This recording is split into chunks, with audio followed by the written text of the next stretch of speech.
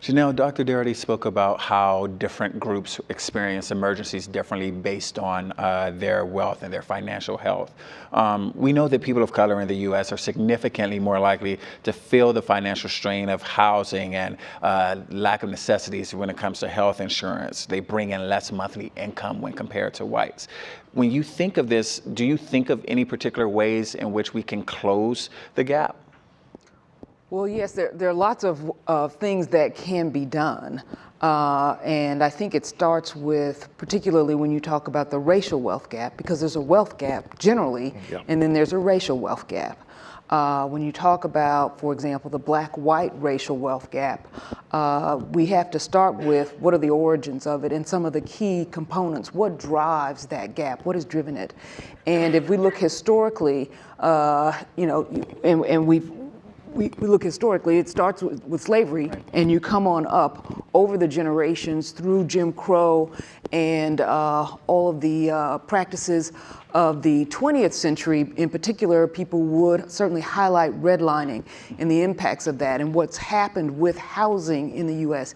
is a critical component of the racial wealth gap. So we have to, I think, look hard at housing and look at housing segregation, because what redlining drove was not only a lesser investment in black people, a lesser subsidy given from the government to black people than to white people in the housing market, but it also drove segregation. So we have a very segregated society, which did not occur organically. Right. This was driven by government and state policy.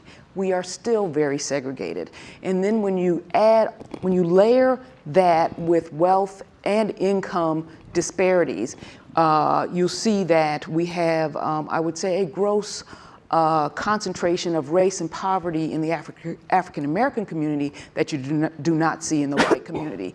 And so those are significant factors in terms of what we need to look at in terms of devising strategies to try to address the wealth gap. And then you turn to strategies, all right? So let's look at what's happening with affordable housing. Let's look at what's happening with public housing that's been available, housing subsidies, housing choice vouchers, low-income tax credit, low-income housing tax credit programs. Some of these programs, the housing voucher program, the LIHTC program, these are programs which have significant ability to change some of the trajectory here, but we haven't funded them sufficiently. Yeah. So we need to look at that's just beginning to peel back. Sure. I mean, I really haven't gotten started, but I know our time is limited, so I'll stop with that.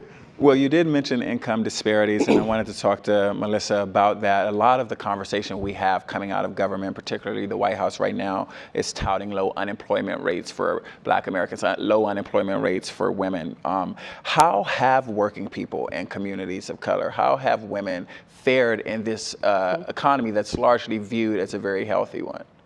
Well, I think to the points made earlier, health is relative depending on who the patient is. Right. And if the patient looks like me, then I would say we're not doing well.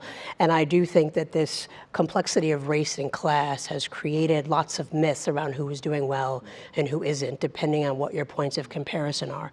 40% of Americans cannot afford an emergency of $400. 22% would say they're probably going to have to miss a bill over the next 3 months. Those are considered liquid asset poor. So the majority of people are struggling and struggling at different levels. And when you add the racial lens, and 57% of us are liquid asset poor and tend to be so more consistently. A single Black woman makes a half a cent for every dollar that a white person makes. So when I hear statistics, and certainly living here in DC, we hear a lot of them that says the economy is doing well, I'm very concerned for whom. If you think about the tax cuts that were mentioned on earlier panels, the idea for those kind of strategies, and you think about interest rate cuts, is that we're allowing dollars to be reinvested by companies into job creation. In the case of America, the majority of companies took that money and reinvested in shareholder buyback. So the wealthiest group got even wealthier. And those who are working hourly jobs, who are now become 1099 employees, remain some of the most vulnerable.